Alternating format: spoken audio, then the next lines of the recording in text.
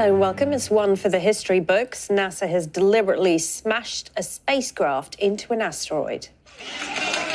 All right. We got it?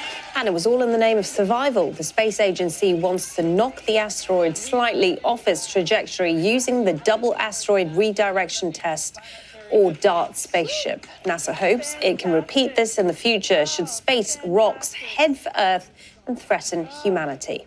Let's get more on this. Joining us via Skype from Seattle, Washington, is Tanya Harrison. She's a fellow at the Outer Space Institute. Really good of you to join us on the program. So how tricky was it to carry out this mission, and how long before we know it's a success? So this was tricky because it's the first time we've ever done anything like this, where we've tried to change the trajectory of something while it was in space.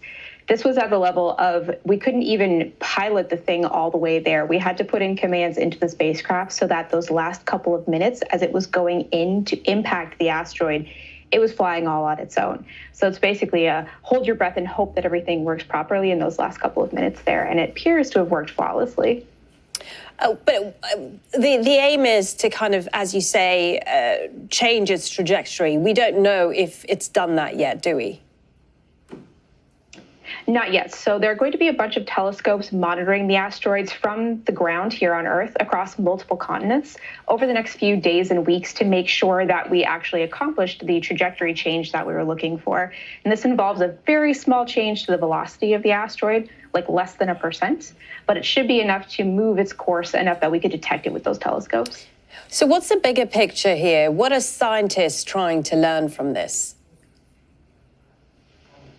The idea here is, are we actually capable of changing the trajectory of an asteroid that might be on a collision course with Earth?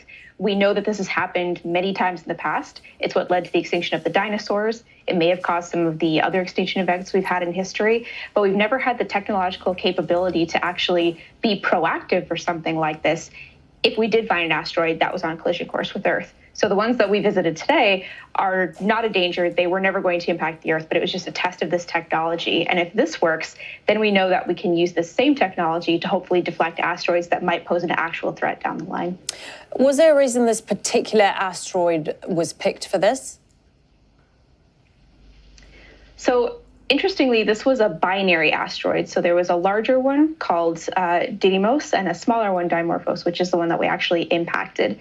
And this was a way to change the distance of those two asteroids from each other. And that's how we can measure how the trajectory and the velocity of that smaller asteroid changed from the impact event. So having that pair of them was really useful from a scientific perspective. And was this the most effective way? I mean, when you look at the movie Armageddon, I mean, the aim there was to blow up the asteroid. Here, they've just been trying to nudge it. Was that the best way to deal with this?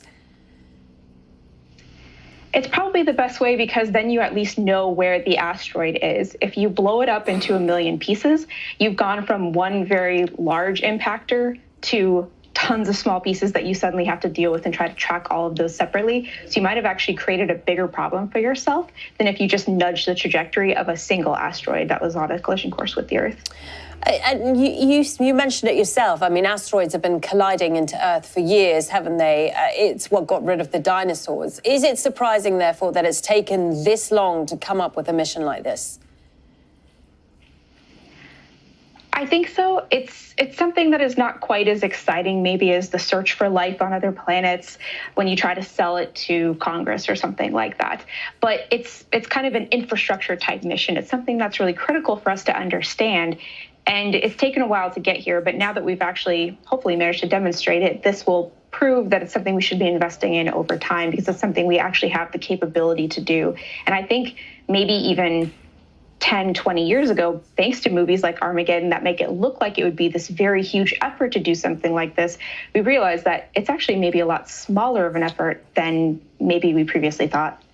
Okay, really interesting to get your thoughts. Tanya Harrison, fellow at the Outer Space Institute, speaking to us there from Seattle, Washington.